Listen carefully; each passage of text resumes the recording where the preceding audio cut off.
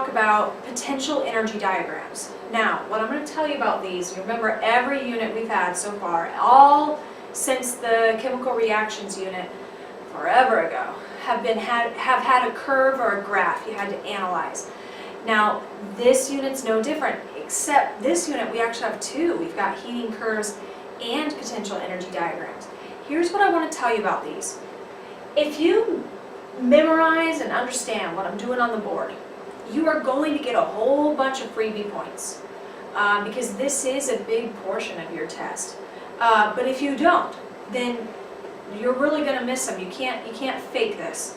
So make sure you do put the time in with these potential energy diagrams, and make sure you actually know how to label, how to answer questions about what I'm doing up here. I'm going to definitely be explaining it, teaching it to you, but feel free to watch this video quite a few times if you need to back at home as you're studying this stuff, because you do need to make sure that you can label and discuss the different parts of a potential energy diagram. The first thing I want to show you is I kind of want to just explain what's going on here. Now, down here I have reaction coordinate. Let me tell you what that could also mean. It could also mean progress of a reaction.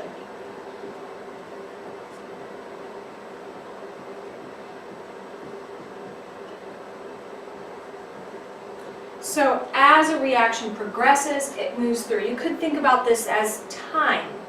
As we move through the reaction, what happens to the amount of energy as the reaction progresses?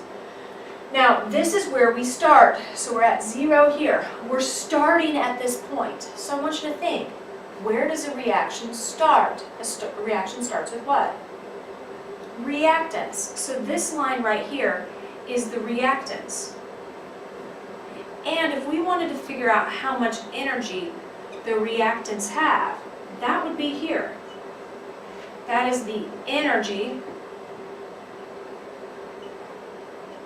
of the reactants.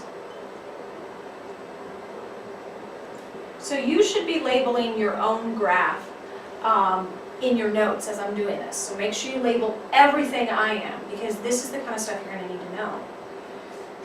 So we're starting here, and the amount of energy right here is how much energy the reactants have. Now, what happens to the energy as the reaction progresses? Oh, do you see how the energy increases? Oh, wow. So that means in order for a reaction to take place, we have to increase the energy first. Does energy of a system just increase on its own? No, energy has to be added.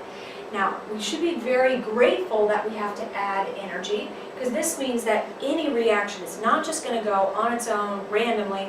It means that you have to first give it the jolt. You've got to give it the heat. You've got to give it the light. You've got to give it the punch. Whatever it is, you have to force it to start. This we call the activation energy. Activate means to start. So it's the energy required to actually get a reaction to go. And if we're starting here, so this is the amount of energy that we're starting with, we come up. That is the amount of energy we have to add to get that reaction to go.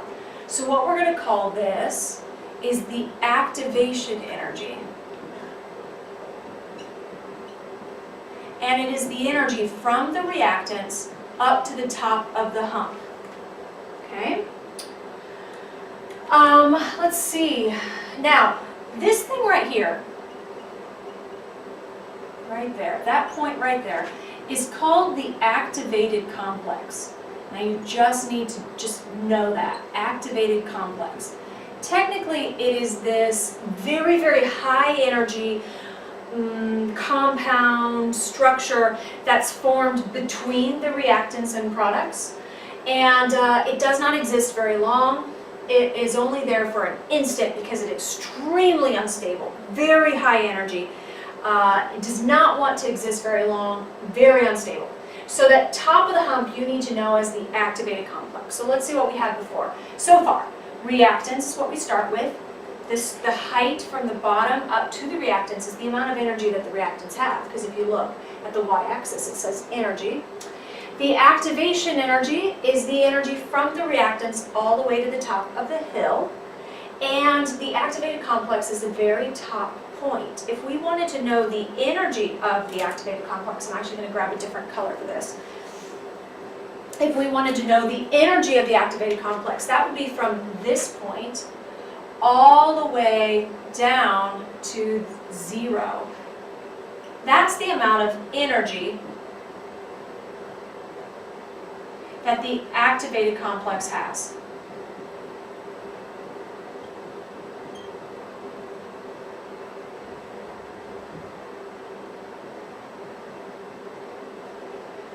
Okay, so now at this point we've added enough energy. Can I tell you, actually I'm going to tell you why we should be so grateful for the activated complex and the activation energy. So we think about it, we talk about a reaction that wants to occur, spontaneous reaction. So for example is wood burning. Did you know that wood would actually prefer to be carbon dioxide and water? It's a lot more stable as a gas. It does not want to be wood. It releases heat when it burns. It has more disorder, more entropy when it burns. It is definitely wants to be carbon dioxide and water. Would much rather be that way. Does wood just burst into flames on its own? No. You have to add energy first before you can get it to react.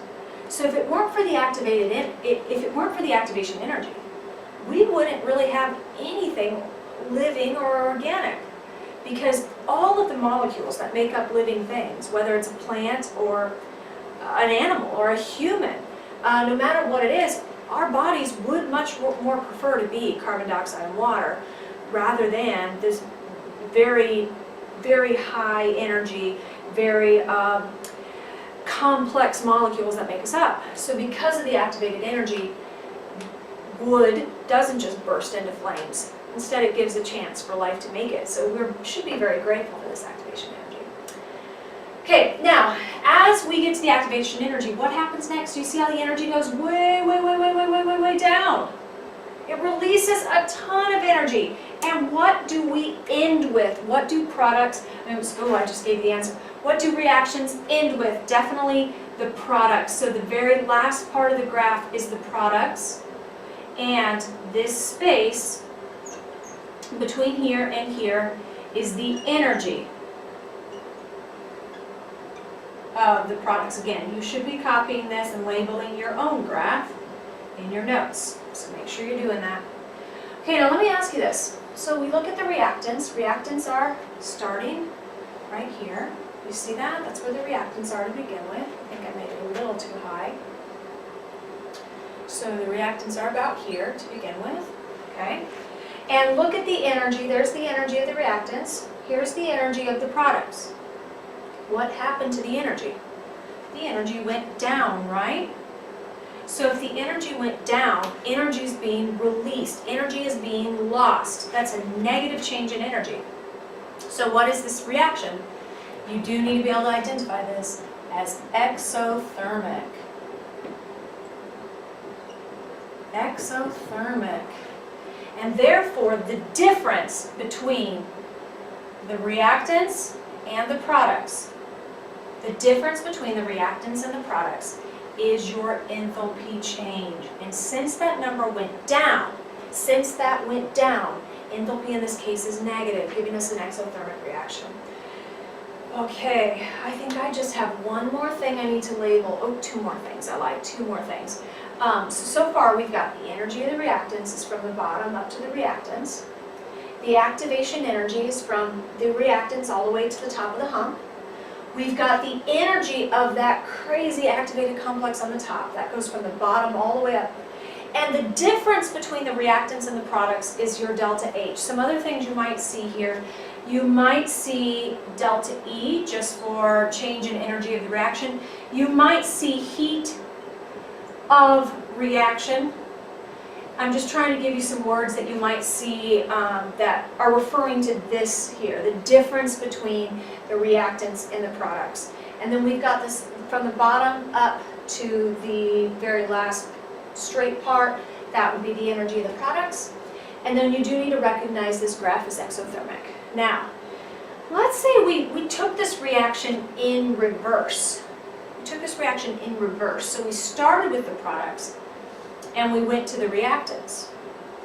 Could we figure out what the activation energy for that is? Yeah, it would be from the products all the way up to that activated complex.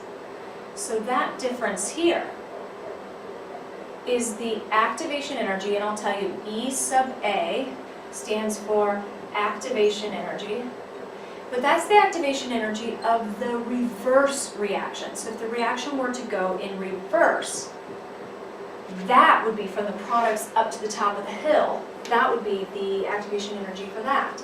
So this one's of the forward reaction. Okay. So make sure you know that as well. So do you see this? I'm just starting to add more and more and more to this graph. Maybe you can see why a lot of students miss points on this. So make sure you do go back and you review this. And you know, I'm going to grab one more colored marker. Because the other thing that you need, the last thing, and don't worry, this is the last thing that you need to know about these graphs, is a catalyst. So if we add a catalyst, that means that we are forcing the reaction to go a little faster. It's allowing the reaction to go faster. And you know how that happens? It does it by lowering the activation energy. The reactants don't change, the products don't change. They stay exactly where they are. But instead, when you add a catalyst, the activation energy is much lower. So here is a catalyst. So do you see, if we add the catalyst, our energy would only need to go to here. We would need much less energy. So a lot of the reactants, it wouldn't take them as long to get up to that enough energy, and a lot more would react a lot faster. So there you have it. Please, please, please take your time studying these things. Now I do want to show you one more thing. So this is an exothermic because the energy went down. Let's come over here and look at this one. We're starting here with reactants. Here are the products. What has happened to the energy? Here is our difference between the reactants and the products. There's our delta H, or our heat of reaction. Difference between the reactants and the products. What has happened to the energy? Do you see how energy has increased here? So it is positive. What is that then? Delta H is positive. This is an endothermic reaction. So you do need to be able to look at these two graphs, any graph I give you, and know if the reaction's endothermic or exothermic. Okay, so make sure you put your time in to study and make sure you memorize these potential energy diagrams, because I definitely don't want you to be one of the students who loses a lot of points on the test because you didn't put your time in to make sure you know this. There you have it. Thank you so much.